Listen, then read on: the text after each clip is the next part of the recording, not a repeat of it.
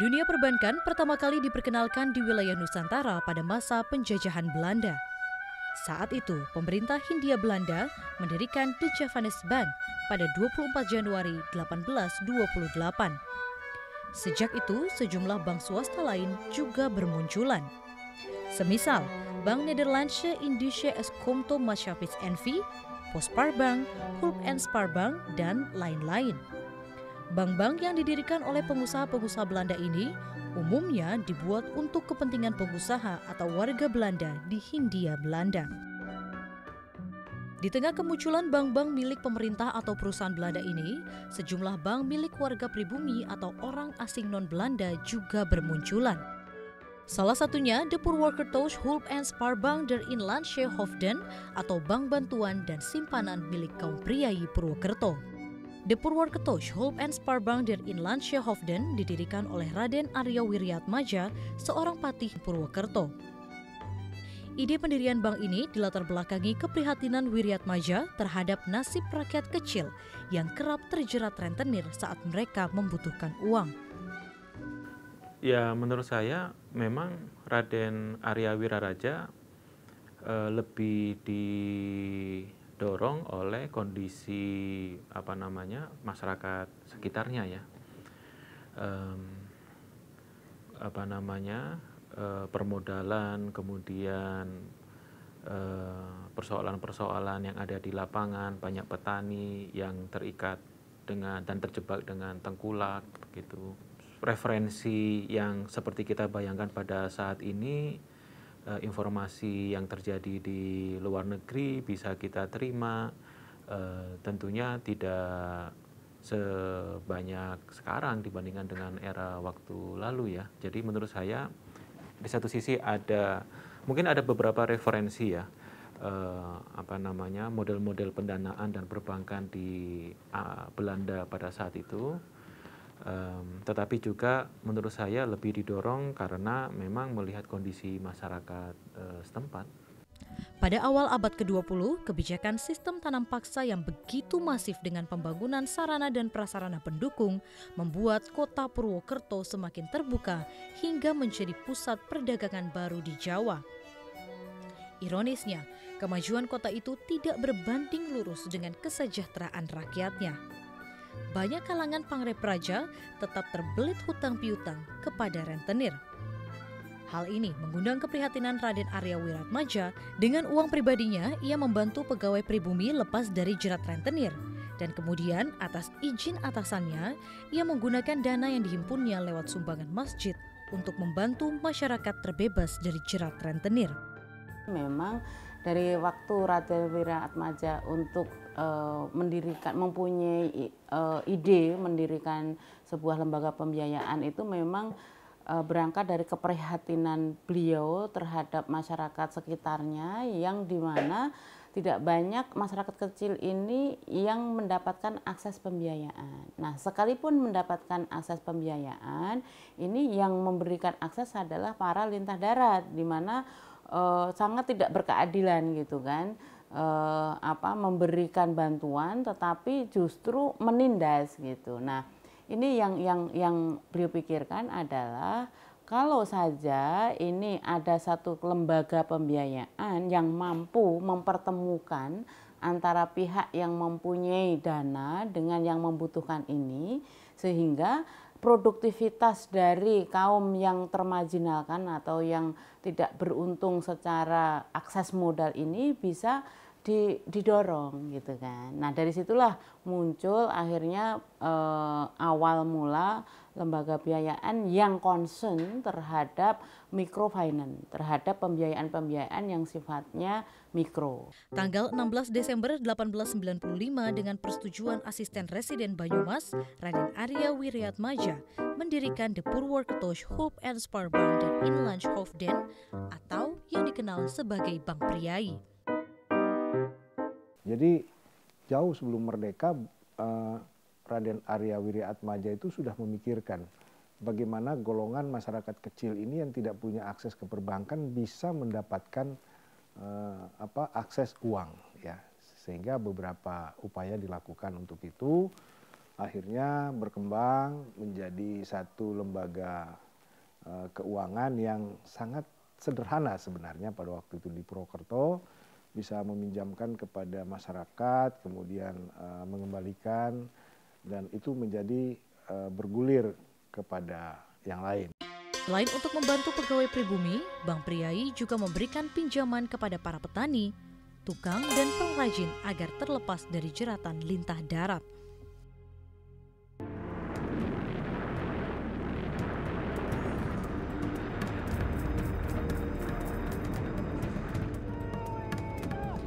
Ketika Jepang menduduki Indonesia tahun 1942 hingga 1945, Gulf and Sparbounder Inland Hovden diubah menjadi Siomin Ginko. Semua transaksi pembayaran harus diubah menggunakan uang Jepang. Pendirian cabang baru juga harus dilakukan seizin pemerintahan Dai Nippon. Kita merdeka itu dengan kondisi yang darurat. Artinya darurat itu kita belum dilengkapi oleh peranata-peranata bagaimana kita bernegara.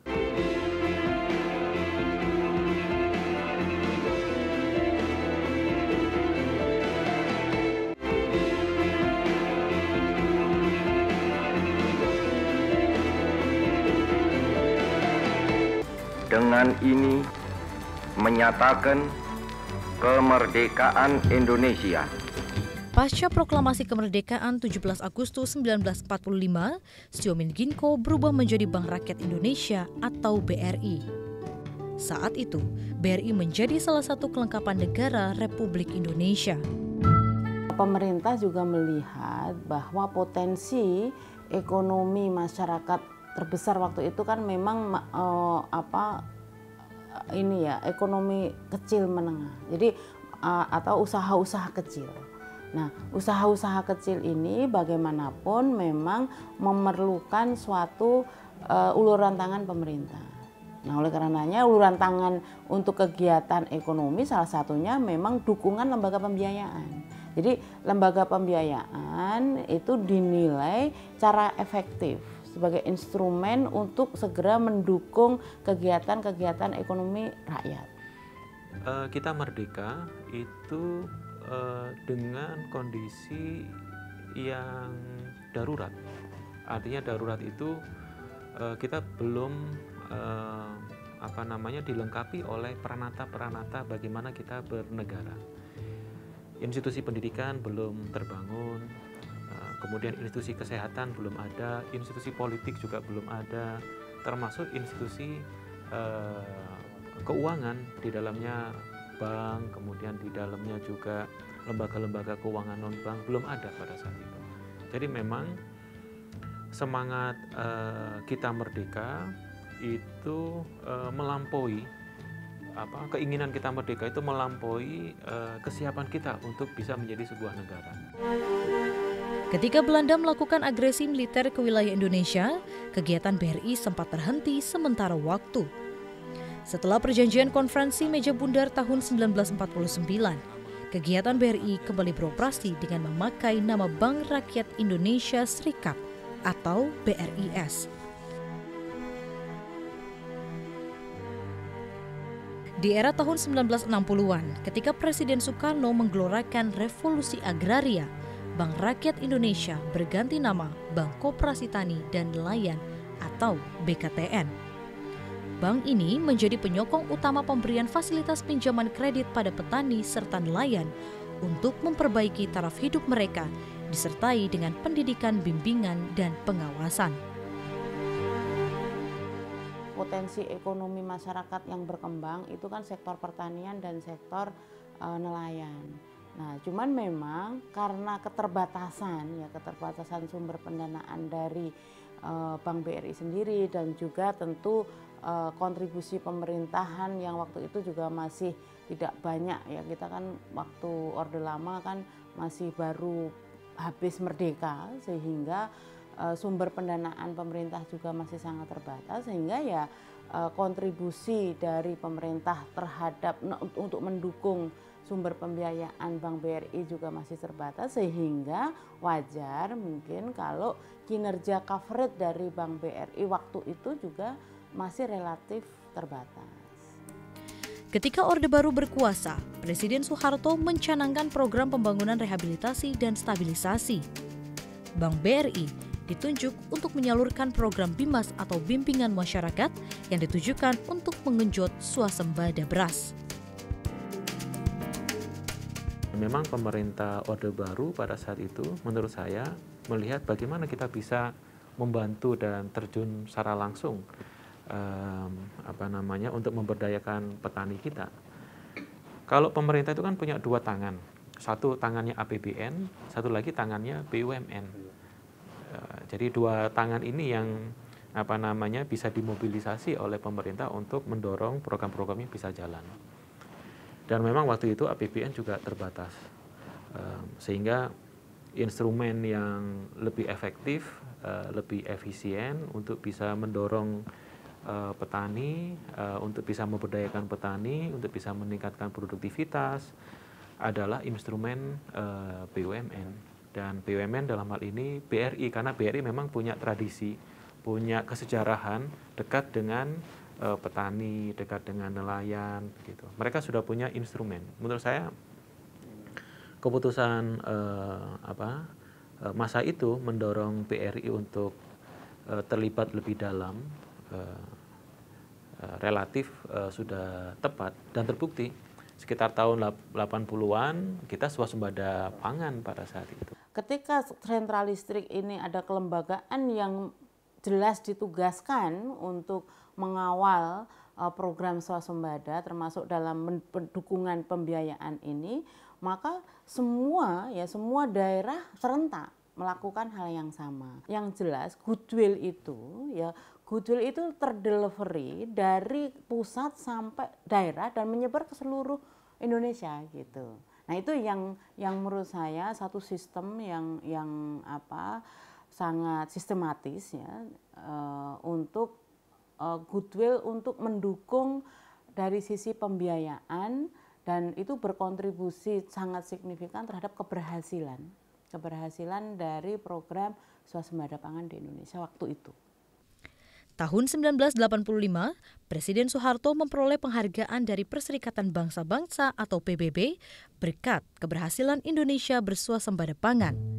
Saat itu, Indonesia berubah dari pengimpor beras menjadi negara swasembada beras.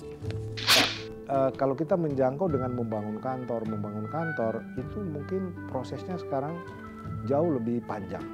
Kalau dengan membangun satelit, kita bisa melakukan transaksi dengan hanya, apalagi masyarakat hari ini kan yang di desa, yang di kota sudah menggunakan gadget ya.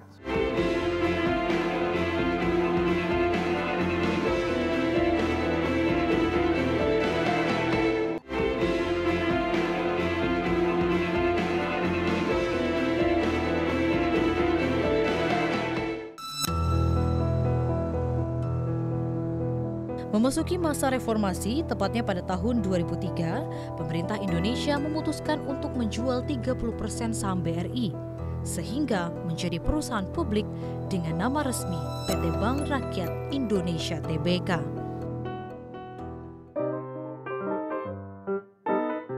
Meski telah menjadi perusahaan publik, BRI tetap fokus menjadi mitra rakyat kecil. Sepanjang tahun 2016 hingga bulan Maret lalu misalnya, BRI telah menyalurkan dana hingga 16,76 triliun untuk kredit usaha rakyat atau KUR. Ya, sebenarnya terbuka itu kan lebih kepada kita tujuannya untuk corporate good governance. Jadi untuk transparansi dan akuntabilitas dalam pengelolaan bisnis gitu kan. Nah, asal BRI ini konsisten atau istiqomah dengan core bisnisnya, mestinya ini tidak mempengaruhi. Jadi kompetensi dan profesionalisme BRI ini kan sangat perform untuk pembiayaan microfinance. Nah, kalau ini terus dijaga dan tidak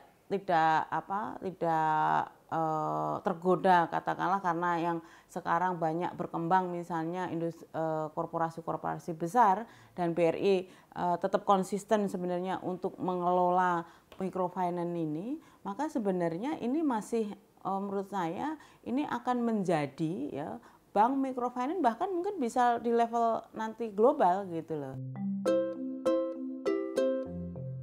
Pada tahun 2015 lalu, porsi pembiayaan untuk usaha kecil menengah atau UMKM mencapai 72% dari portofolio kredit.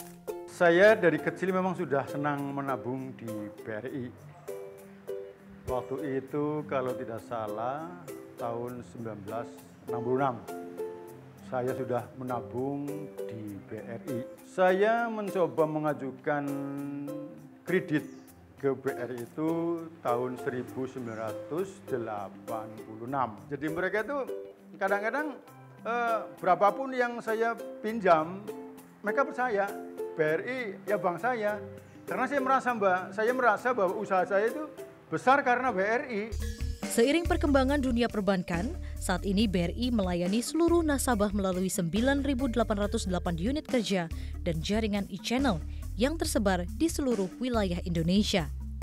BRI mengoperasikan 7 jenjang kantor pelayanan terdiri dari kantor pusat, 18 kantor wilayah, 453 kantor cabang termasuk 3 unit kerja luar negeri, 565 kantor cabang pembantu, dan 950 kantor kas. Ya, zaman-zaman dahulu kita membuka kantor-kantor cabang, membuka kantor-kantor unit, membuka kantor-kantor cabang pembantu agar supaya masyarakat ini tidak hanya yang dirasakan yang masyarakat di perkotaan, tetapi juga masyarakat yang ada di desa. Makanya kalau kita lihat hari ini, BRI itu memiliki jaringan terbesar, terluas di Indonesia, kira-kira 10.300 jaringan tersebar dan terluas di seluruh Indonesia karena komitmen kita ingin melayani rakyat kecil. Jadi kita tidak hanya ada di kota. Sehingga dengan demikian kita memiliki jaringan kerja yang paling banyak, pekerja juga paling banyak, ya kan, agar supaya bisa melayani.